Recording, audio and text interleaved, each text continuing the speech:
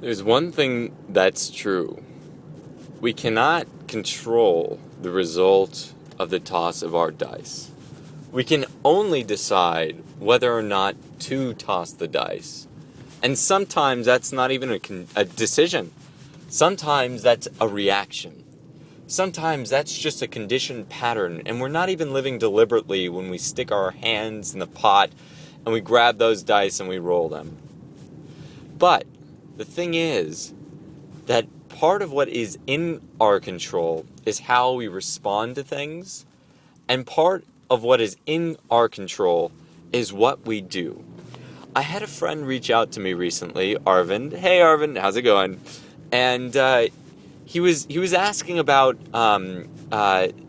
this storm hitting New York and the East Coast. And he was saying, look, I mean, this is a pretty wild time. A lot of people are losing hope. I mean, their property's being destroyed. They could be even losing their lives or knowing people who are losing their lives. I had a friend who was stuck in their apartment building because some power line had fallen and it was raining everywhere and they could have been electrocuted, leaving their house. I mean, come on, that's a really chaotic place, right? So here's the thing. The thing is that I'm not going to say that there's something that you can do right now to make that storm disappear, to make all your problems go away. But the thing is, just like we can take an analgesic in order to ease some of our pain and suffering so that we can continue to do our work and perhaps even do our work to ease the pain and suffering more in a deeper way, what I can share is ways to deal with our own internal states, to mitigate our pain and our suffering. Now, part of pain and suffering is important, right? Sometimes it teaches us lessons. Again, the Chinese character for crisis is danger and opportunity. What is the opportunity here? And with the case of this storm, the opportunity might not be, oh, hey, I can go loot and steal from people. Yeah, sure, that's some people's opportunities, but really maybe the opportunity is to deal with some internal aspect of yourself, not because you want to or even that you need to, but because it's coming up right now, right? Maybe you're getting anxious and upset, right? So what we can do is we can stick our head in the ground and not choose to use our situations, no matter how bad they are, as learning opportunities. Or what we can choose to do is start wherever we are and try to grow from that place. That's my philosophy. Things get bad. They get really bad. Sometimes they get so bad that you don't know what to do. And I'm sure there are people right now in that situation, right?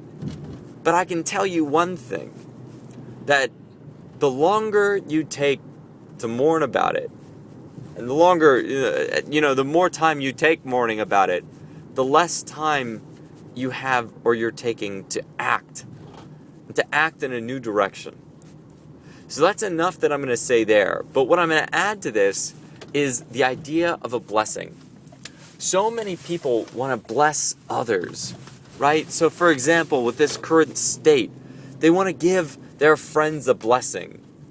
You know, maybe you have family on the East Coast who you want to send a blessing to, your wishes to, right? But the thing is, how can we give a blessing to someone else if we can't give a blessing to ourselves? So that's really what I want to talk about right now. First, how do we bless ourselves? Right? And maybe you don't bless yourself. Maybe you have no conceivable way to because you feel like, well, life is just pain and misery. Everything is suffering. And that suffering actually doesn't end. What only ends is our happiness. What only ends is our ability to experience joy, right? You could be a nihilistic Buddhist about things, right? But what I'm going to ask is, how can you bless yourself? And it doesn't have to be a big thing. Maybe what you can do is you can close your eyes and you can imagine that someone who you love very much, and it could be someone you know, someone you're close with, or it could be a saint. It could be someone that you respect, a historical figure or a teacher. And this person is looking at you with calm, serene eyes. So I want you to close your eyes, take a deep breath, and bring yourself to that place. You're face to face with this person. And you don't necessarily have to see them distinctly. You just have to get the feeling that they're right there with you, that they're looking over you. Maybe it's an emotion that you get. Maybe it's a scent. Maybe it's a tingling in somewhere in your body. Whatever it is to let you know that they're there. Now this person has a message for you. They're giving you a blessing. What is this blessing that they're giving you? It could be words. They could be telling you, you experience grace and ease in all things that you do. Or you are courageous and speak up even in the face of all adversity. Or maybe they're giving you a sign. Maybe they're giving you a thumbs up. Maybe they're pounding their fist into their hand, sparking a little heat, a little thumos. Or maybe they're giving you an object, a little totem. And then you can ask yourself, what does this represent? And I want you to see this person vanish. And they're not vanishing away from you, but they're vanishing into you, into your heart.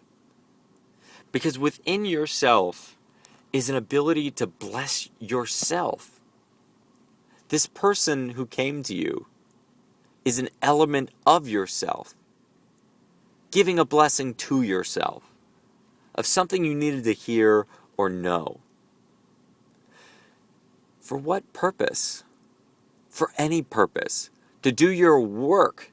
And that work could be anything. That could be your responsibilities, your work to your job. It could also be your emotional work, or your work in your relationship, talking to your spouse or your loved one or your parents or your mom.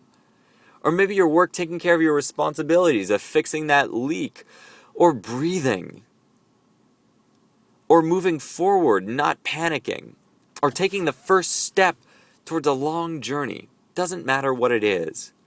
But you have just blessed yourself. Own that blessing. Take it into yourself. And I encourage you to continue blessing yourself.